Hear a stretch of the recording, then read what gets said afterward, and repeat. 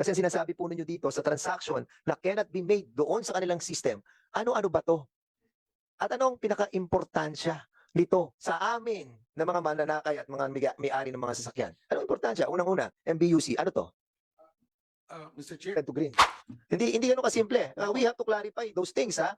So do you agree with all those statements that are being mentioned by Chairman Mendoza? Dermalog. Two scenarios that are super unlikely. This is for a motor vehicle that is not registered for more than 2 years, which plate number is 0, and it will registered in December. So this is the moment when the system had a small glitch. This is solved already, and Without Dermalog's joint ventures intervention. we cannot access our database. We cannot access the system. We always So hindi mo ma-revoke yung driver's license unless that you ask permission from Dermalog. Is that correct? Yes, Mr. Chair. DICT, bakit nagkakaroon pa ng problema? Is there a technical problem regarding the transfer of the data from Stratcom to Dermalog? Mr. Chair, since we're not involved during that transition period, which supposed to be yun yung agreement during our technical working group, Mr. Chair. So ang ganda sana kung na-involve kami so that we're able to really see if talagang kompleto, Mr. Chair. Sabi po nyo kanina, nagkaroon na po kayo ng initial meetings. Tama po? Pero somewhere it stopped. Bakit po natigil?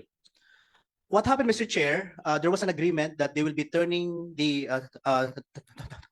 over the data from Stratcom to the ICT first, so that we'll check before we turn over to Dermalog. That was the first agreement, so that we can check. Nasunod ba? Unfortunately, Mr. Chair, hindi. Kasi nabalitaan na lang namin that rumekta na po ang Dermalog, ang Stratcom turn over directly to LTO.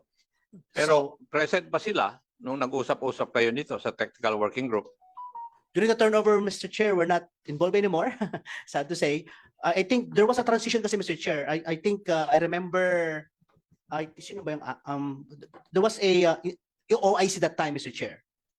So I forgot his name. Villacorta. So OIC Villacorta. That time, although we have an agreement already that they will be somehow involving or gamitin si DIC ng turnover, pero nagulat na lang ho kami na biglang na turnover na wala pala yung database without us. Sa 2 weeks na binigay namin po na mag-ayos-ayos with the recommendation of the Honorable DASA, siguro ma-solve na itong problemang ito. Actually, we're just here, Mr. Chair, to perform our mandate Yes. as the ICT. but, But if and only if Dermalog can really treat us already as their partner, Well, Mr. Chair. So I think you give us a report kung ayaw nila mag-cooperate and we'll do the rest. No, this is only a hearing on the update. There's a pending inquiry in aid of legislation about this issue. I can reopen it. I think Yusek, siguro one of the requirements that this committee is asking, yung 2 weeks compliance, no? Kasi last June 2023 ata, you have tried to have this agreement already. But were you able to put that into writing na meron kayong what you call the tripartite agreement or something that everybody will sign, gentleman's agreement? Did you have a written agreement on this? we have all the minutes of the meeting and signed the back and forth document, Mr. Chair. We will provide also the And they never complied, unfortunately. Unfortunately, Mr. Chair. So it's just one lang po yun, isang meeting lang po yung nangyari. 3 meetings, Mr. Chair. And all the technical aspect were not discussed. Example, Mr. Chair, may I elaborate? This is actually to assist. We're not an antagonistic department. So again, I iterate that we're here to really make this work together. There was a letter signed by both the OTR and LTO directly to Dermalog to provide already the API, okay, so that we're able now to have the digital driver's license using the eGov super app, where there's already a presidential directive that everyone should use, Mr. Chair. So it's not, we're just following the order also. And imagine that time, a lot of people complaining about receiving a paper document, Mr. Chair, replacing the actual driver's license. In other countries, Mr. Chair, I remember Asek Jart Togadi that time, he was the one who asked our our assistance that time, although we received also another letter from ASEC Mendoza, it says in the letter that, and they're very happy. In fact, imagine instead of declaring that we'll be issuing paper document, finally we can declare like other first world countries that they cannot access in their mobile phone. Imagine if they're able to comply that time, Mr. Chair. People are clapping their hands already that for the first time they can access their, hindi po nabigay po yon. Instead of giving to us, Mr. Chair, the API, and they're not replying, and they are actually, I attended a meeting. I remember I attended a meeting at DOTR. They invited me to join the meeting together with Secretary and Dermalog. And Dermalog was not, if I may say, they're trying to claim the data privacy. Okay, that's why they cannot just give the API to us. Yeah, okay. So I was able to read that before it was like 2021 yung it will be a license that online license, no? I was able to read that that issue. So do you deny of course you deny it, no? You will deny it, of course. Dermalog. With your permission, Mr. Chair. Thank you. If you have access to your LTO account in LTMS, you have a digital license on your phone. So the digital license is there, it's present. All right. To describing, Okay, enough. Okay, okay na, I understand. Anyway, basically we all know the problem, no? Well, the access. Hindi naman tayo bobo dito na hindi natin naiintindihan that we cannot access sa ganyan kung hindi binibigay yung source code. Hindi ako masyadong techie na tao, but I do understand that we need a code in order to access to everything, di ba? And basically yun yung nagiging predicament ng ating government agency with regards to this issue that we wanted to be made in the LTMS. And I wanted to explore, Mr. Chair, yung items that were mentioned by the Dermalog that they have to comply with. And that was the 70 items that they were already complied and 60 items that to be delivered. But according to them, it's all minor items. And kanina I was a bit aghast if that is true. Is it true that the 60 items that to be delivered are all minors, considering the items that you have mentioned here, like MBUC portion? Liwanagin po natin, no? Kasi ang taong bayan na pinakikinggan po to eh. Pero siguro ipaliwanag natin ng tama kung ano yung gustong mangyari ng LTO saka ng ating pong DICT with regards to sa mga pinapasok po ninyo. Kasi ang sinasabi po ninyo dito sa transaction na cannot be made doon sa kanilang system, ano-ano ba to? At anong pinaka-importansya nito sa amin na mga mananakay at mga may-ari ng mga sasakyan? Anong importansya? Unang-una, MBUC, ano to? Mr. Chair, yung MVUC, di ho malit na bagay po yan, no? This is the motor vehicle user's charge. Okay. LTO is mandated to collect the proper fees, no? Pero the problem with the LTFS is that we are experiencing problems on the ground. That it So ito, putulin ako tayo, Yusek, ito yung kinukuha nating bayad sa kanila pagdating po dun sa rehistro ng ating motor vehicle. Opo. Di ba? And there's a certain amount on this, di ba? Magkano yung amount dito? Correct po. Magkano yung amount dito? May table po yan. Okay, may table yun sa paniningil. And at the same time, pag small vehicle, big vehicle, mga ganon. Tapos noon, meron dito, kapag over collection ka and under collection, you have to return back the money. Am I right? And dito, you were asking as well na sinasabi nyo, no MBUC adjustment for under collection and over collection. That's correct. So that's the reason why you're asking the Dermalog to give you an access in order to be able to be able to find out if there is an over or under collection. Tama po ba yan? Mr. Chair, we know that there is a wrong computation. That's why I met with them last week, precisely to address this immediately, because pag over collection, kawawa naman po yung taong bayan na nagbabayad ng sobra-sobra. So in other words, kung nagbayad ng tao ng sobra, hindi mo na malalaman, hindi na nabalik for the past so many years because you have no access to that. Exactly po. No? Kailangan po ma-refund dapat po yun, pero mahirapan na po ang refund procedure sa ating gobyerno. Pag undercharge naman po, baka magkukulang ang ating taxes to be remitted to the government. And you were able to find this out through the years na trying to upgrade or to level up the system. Ito yung wala doon sa TOR. Ito lang, pagpasok ko po sa LTO, one of the things that I discussed with the district offices, ano ba talaga ang problema? At ito po ang ulit-ulit na dinalabas silang problema, yung pagkolekta po sa motor vehicle user charge. Ito, katulad nito, hindi kayo makapag-process ng mga classification ng motor vehicle na for hire to private, which require adjustment of the MBUC. Ito yung, hindi rin kayo hindi nyo ma-access sa system yon. Opo, kasi yung linkage pa ho ng Yeah, understand now. Okay. So, with regards to ang dami kasi, no? Kaya gusto kong ipakita sa ating mga kababayan na Hindi simple yung 60 items that we are trying to mention a while ago. It's not all minors na you were trying to tell us, Dermalog, it's just parang transferring from red to green. Hindi ganun kasimple. We have to clarify those things, ha? So do you agree with all those statements that are being mentioned by Chairman Mendoza? Dermalog? Mr. Chair, Yes. the so-called wrong MVUC charges that are mentioned is in so far minor that it's out of 52 scenarios that are possible. It's affecting 2 scenarios that are super unlikely. This is for a motor vehicle that is not registered for more than 2 years, which plate number is 0, and it will registered in December. So this is the moment when the system had a small glitch. This is solved already and in QA. Is this solved already? It is in the QA system, so it can be implemented anytime You're with the trying to say permission to of us LTO. that you're trying to tell us that it was already solved within your system. It is solved and we tested it already. It can be put in production anytime. Is this correct? For testing pa yun, Mr. Chair, it's not yet so. Okay. For testing. Ang hirap dito, hindi natin malaman kung sino talaga nagsasabi ng totoo. But there's nothing, wala namang mawawala sa gobyerno. Anyway, tuloy natin, no? Ituloy natin yung tinatanong ko. Ano? Katulad nito, yung double license. Meron kayo binabanggit na dito, to stop, you need a tool to prevent double license. Which is happening right now, di ba? Marami nagpapagawa ng mga iba't ibang lisensya.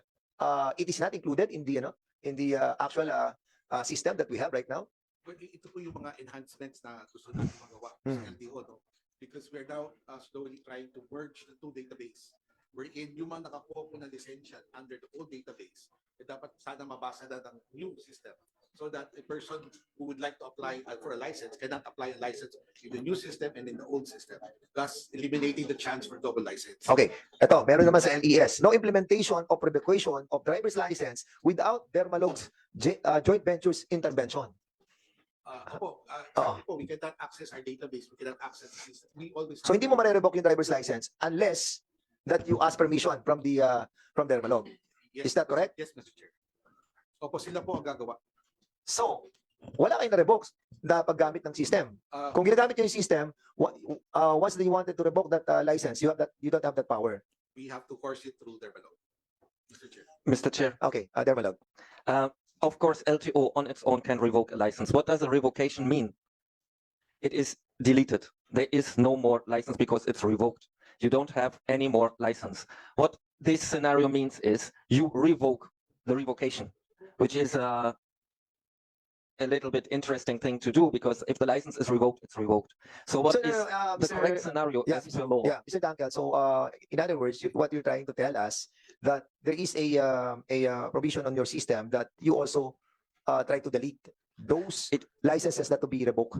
If it's revoked, it is marked as revoked and it is not accessible anymore for anyone. So what is Anyway, needed okay. is then to Ganito po yun. pay this back. Sige, Chairman. Nire-revoke. The license is revoked by LTO. And it is recorded. It is recorded as revoked. Now, if you want to get it back, you cannot do it. If it's revoked, you have as per IRR to apply for a new license. Thank you, Chairman, for helping us with that, no? Okay, tapos dito naman, no lifting of revocation without Dermalog's JVs, no monitoring or reporting for release of confiscated driver's license. Kasama din to. Ang dami eh. So these are not minors. I think these are significant that we need to really address this. And most likely, no, siguro sa DICT, no, so most likely talagang you need to have a third party, no, parang third party auditor to aside from the DICT, no, kasi nakikita natin, I don't know if they are not trusting you anymore, no, dahil nga you take sides with the LTO, but not taking sides. You are trying to do what is mandated on you, no.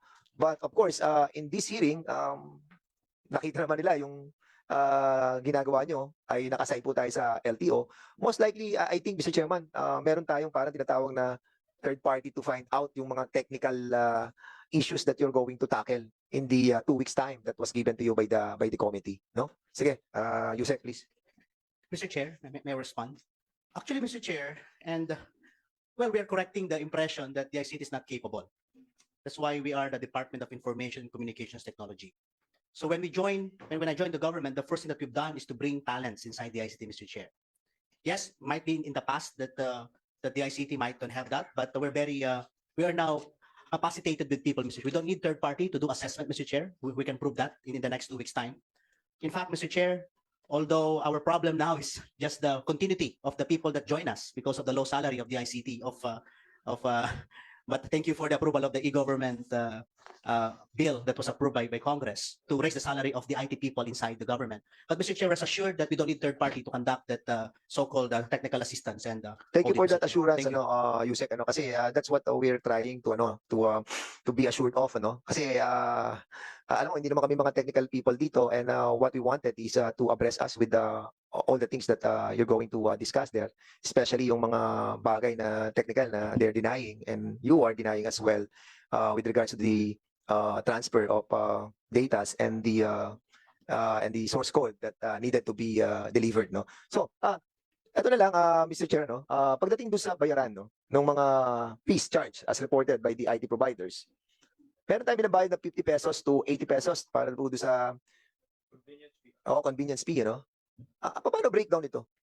Halimbawa, nagbayad kayo sa medical clinic, sa driving school, sa emission, sa BIC. So, anong breakdown ito? Magkano pupunta sa Dermalog? Magkano pupunta doon sa mga service provider? Mr. Chair, per our understanding, this goes to the service provider. Everything? Everything po. No? To them? Hindi po. Service provider? Ng IT provider po ng medical clinic. Okay, so yung service provider, yun ang Personal contract. yeah. Contract with so sa kanila lang yung kanilang maintenance yearly. Yun lang binabayad natin sa kanila. That's right.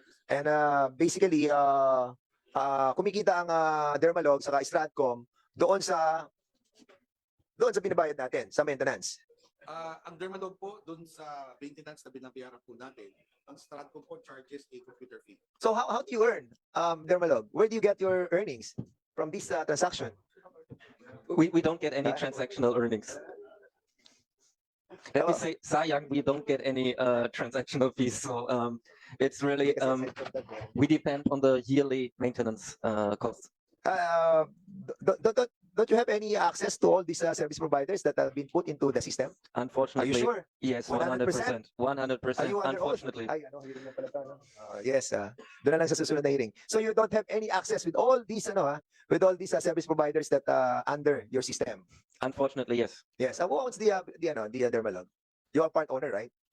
You are a part owner. Part owner of Dermalog. me? Yes. No, I'm just a project director. I'm just assigned so to the project. Who owns the Dermalog? It's my boss German company. and the German government. Yes, The German and government owns. partly owned by the Filipinos, correct? No. Oh, no, No. Filipinos. No, we have a lot of Filipinos working here. Yes, but So it's a joint venture. it's a joint venture. Yes, So how many percent is the percentage of the Filipino 60. counterpart? 60. 60%? Oh, No. hindi nyo pa sigurado, nagtatalo pa kayo dyan? O baka 100% owned by the German ano? Sige, Mr. Sir. Attorney go ahead. Peralta po. Congressman, with the speakers, with the chairman's indulgence. Yes. Dermalog opened here a branch office. So it's completely German. Completely owned by the German people? It's a branch office. It's Ay, a branch German office, company? not a subsidiary. A branch? Yes. Is that allowed, Mr. Chairman, that a public utility being owned 100% by foreigners? Are you telling me that this is Filipino are not part of this company? No, Your Honor, the project proponent is a joint venture led by Dermalog and two other Filipino Yes. entities. Okay, For so the information of the chairman I'm of sorry kasi the first time lang ako matindi itong Committee on hearing na to. Public Order and Safety, Oh.